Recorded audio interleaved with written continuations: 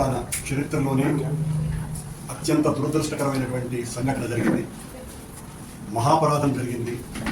ఇంతకంటే ఘోరాపచారం లేదు అన్నంతగా భగవంతుని దర్శనానికి వద్దాము అనుకున్నటువంటి భక్తులకు వైకుంఠ ఏకాదశి నాడు స్వామివారి దర్శనం చేసుకుందాము అనే ఆలోచనతో వచ్చినటువంటి భక్తులకు తిరుమల తిరుపతి దేవస్థాన నిర్వాహకం కారణంగా వాళ్ళు ఒకరోజు ముందే నేరుగా వైకుంఠానికే వాళ్లను సాగనంపినట్టుగా ఈ ప్రభుత్వం చేపట్టినటువంటి చర్య వలన ప్రభుత్వం చేసినటువంటి హత్యలు ఇవి.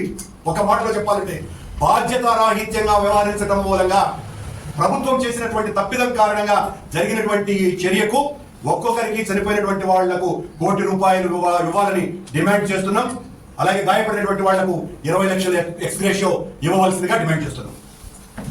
వెంటనే సంబంధిత పోలీసు అధికారులను, కొండ మీద ఉన్నటువంటి అడిషనల్ ఈవోను సస్పెండ్ చేయాలి, ఈవోను బదిలీ చేయాలి. దీనికి సంబంధించినటువంటి ఇతర అధికారులందరి మీద తగిన చర్యలు తీసుకోవాలి. అన్నింటికంటే ముఖ్యంగా చనిపోయినటువంటి కుటుంబాలకు ఒక్కొక్కరికి కనీసం ₹1 కోటి ఎక్స్ గ్రేషియో ప్రకటించవలసిందిగా వైఎస్ఆర్ కాంగ్రెస్ పార్టీ డిమాండ్ చేస్తున్నది. అలాగే గాయపడిన ప్రతి ఒక్కరికి కూడా కనీసం 20 లక్షల రూపాయలు ఇవ్వవలసినటువంటి అవసరం మేము గట్టిగా డిమాండ్ చేస్తున్నాం. ఇవి కాకుండా ఊరికే పరామర్శలతో కాలం గడిపేసి 5 లక్షలు ఇస్తాం, 10 లక్షలు ఇస్తాం అని అంటే సరిపోదు. మీరు చంద్రబాబు నాయుడు గారు ఆర్భాటం ఎక్కువ, ఆచరణ తక్కువ.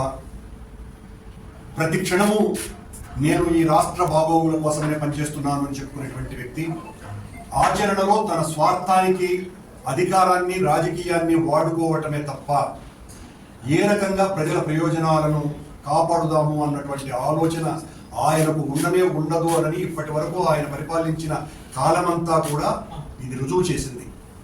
ఈయన హయాంలోనే గతంలో గోదావరి పుష్కరాలలో దాదాపు 30 మందికి పైగా ఈయన ప్రచార ఆర్భాటం వలన తొక్కిసలాటలో చనిపోయినారు.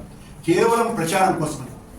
ఈరోజు వైకుంఠ ఏకాదశిని పురస్కరించుకొని మేము తిరుమలకు అద్భుతమైనటువంటి ఏర్పాట్లు చేస్తున్నాము అని నెల రోజులుగా ఓదర కొట్టినటువంటి వాళ్ళు, రివ్యూ మీటింగులు, వరుస మీటింగులు జరిపినటువంటి వాళ్ళ ఫలితం 6 మంది భక్తుల మృతి, దాదాపు 40 మంది ఆసుపత్రి పాలవటం. ఎవరికి వారు ఘనతంతా మా ఖాతాలలో వేసుకుందామన్న ఆర్భాటంతోనే ఈ సమీక్షలు చేసినారు. ఈవో సమీక్ష చేస్తే కింది స్థాయి వాళ్ళని పట్టించుకోరు. ఆయన ఒక సమీక్ష చేస్తాడు, చైర్మన్ ఒక సమీక్ష చేస్తాడు. ఆ చైర్మన్ సమీక్షకు జేఈఓ కూడా వెళ్ళడు.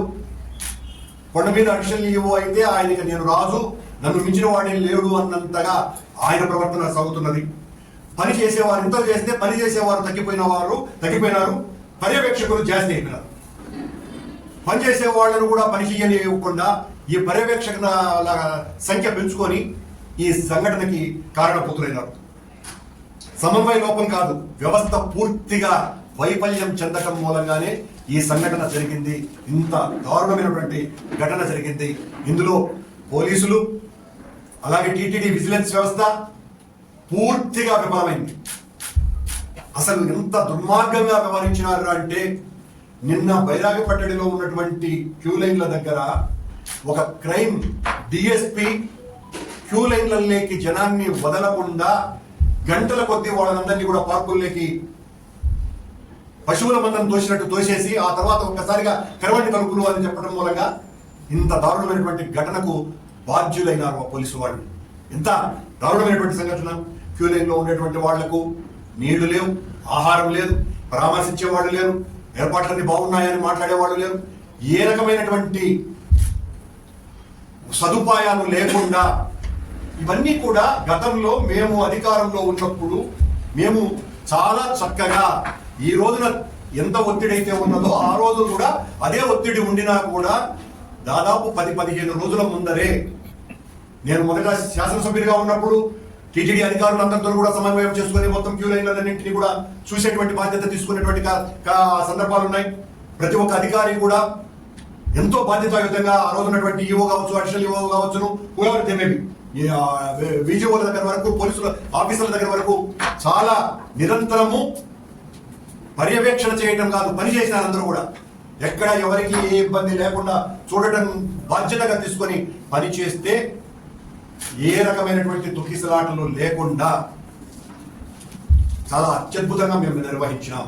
కానీ ఈ రోజున పరిస్థితి ఏంటి? చైర్మన్ ఆయనేమో రోజు మాకు దీన్ని మొత్తం రాజకీయ క్రీడా మైదానంగా టీటీడీని మార్చేశారు.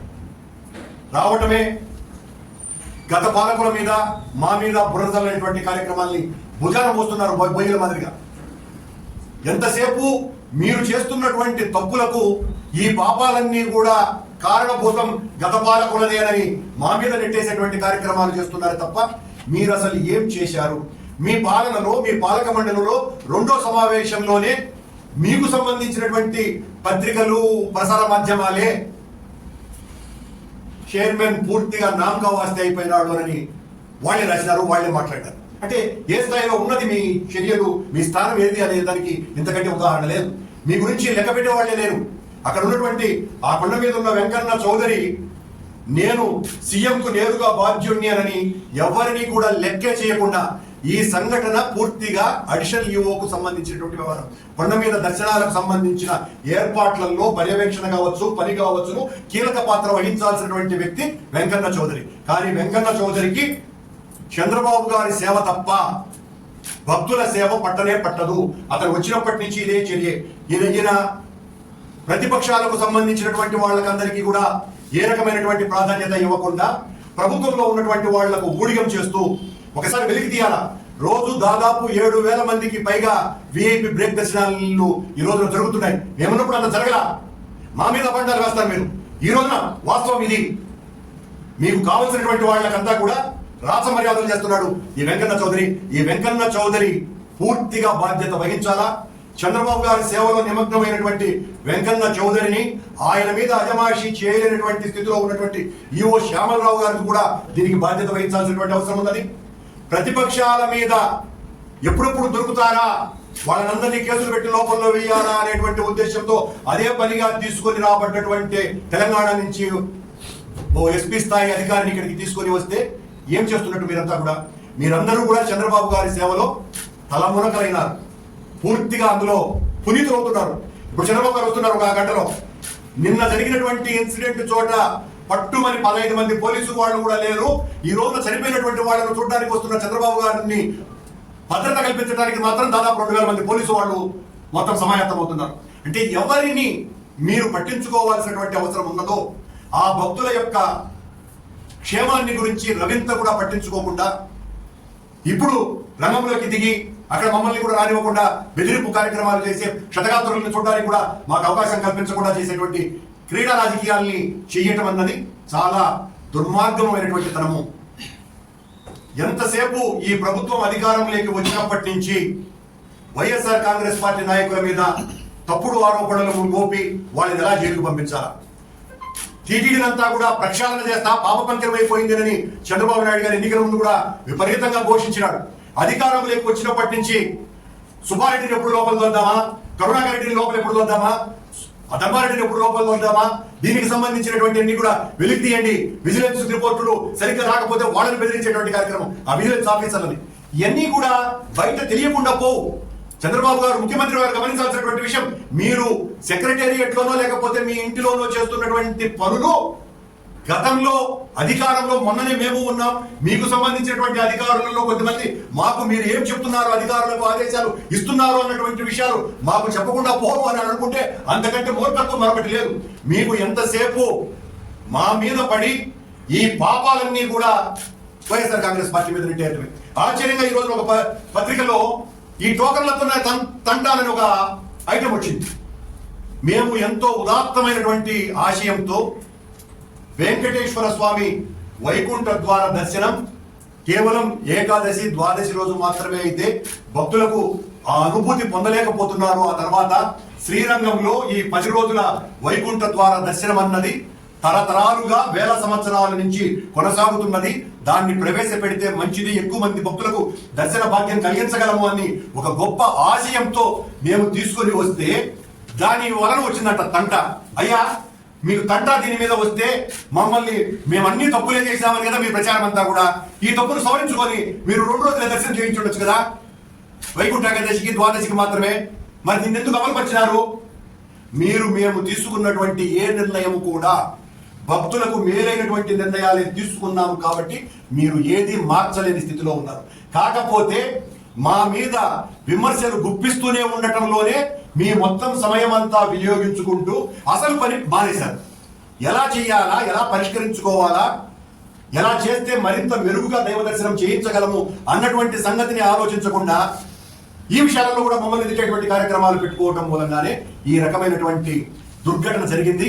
ఈ దుర్ఘటనకు వైఎస్ఆర్ కాంగ్రెస్ పార్టీ మీద మా నాయకుడు జగన్మోహన్ రెడ్డి గారి మీద, మా టీటీడీకి సంబంధించి మా మీద నిరంతరము అతి నీచంగా విమర్శలు చేసేటువంటి ముఖ్యమంత్రి చంద్రబాబు నాయుడు గారే నైతిక బాధ్యత వహించాలి. నిజానికి ఇది ఒక 50-60 సంవత్సరాల క్రితమే అయితే ఆ రోజున్న ప్రజాస్వామ్యంలో 100% ముఖ్యమంత్రి రాజీనామా చేసేవారు. ఆనాడు ఒక చిన్న రైలు దుర్ఘటన జరిగితేనే లాల్ బహదూర్ శాస్త్రి లాంటి మహానుభావుడే తన పదవికి రాజీనామా చేశాడు. కానీ ఈ రోజులు అలాంటివి కాదు, చంద్రబాబు నాయుడు గారు చేయరు. కానీ ఇక్కడ ఉన్నటువంటి అధికారులను ఆయన ఎస్పీ దగ్గర నుంచి కింది స్థాయి సిఐ వరకు టౌన్లో పనిచేసేటువంటి వాళ్ళను, అలాగే వెంకటేశ్వర స్వామి సేవలో కాకుండా చంద్రబాబు గారి సేవలో నిమగ్నమై భక్తుల బాగోగుల్ని పట్టించుకోకుండా పోయిన ఈ వెంకన్న చౌదరిని వెంటనే సస్పెండ్ చేయాల్సినటువంటి అవసరం ఉన్నది మేము డిమాండ్ చేస్తున్నాం. ఈ టీటీడీ అధికారులు లేదా కొంతమంది ఈ చంద్రబాబుకు ఒత్తాసు పలకాలనుకున్నటువంటి పోలీసు అధికారులు చంద్రబాబు గారికి కావాలంటే గుడి కట్టుకొని ఆ సేవలో ఉంటే చాలా మంచిది, ఏ తప్పు లేదు. ఎందుకంటే ఆయన గుడి కట్టారబ్బా, ఆ సేవలో, ఆ స్వామి సేవలో మేము తలమునకలై ఉన్నామని చెప్పుకోవచ్చు. కానీ వెంకటేశ్వర స్వామి ఆలయంలో భక్తుల మనోభావాలను పరిరక్షించడానికి ఉద్యోగ బాధ్యతలు స్వీకరించినటువంటి వాళ్ళు, శాంతి భద్రతలను కాపాడుతాము అని గొప్పగా పర్యవేక్షణ బాధ్యతలను తీసుకొని లా అండ్ ఆర్డర్ పూర్తిగా అదుపులో ఉంచాల్సినటువంటి పోలీసు అధికారులు తమ బాధ్యతల్ని విస్మరించటం ఘోరంగా భక్తుల మనోభావాలను దెబ్బతీయటమే.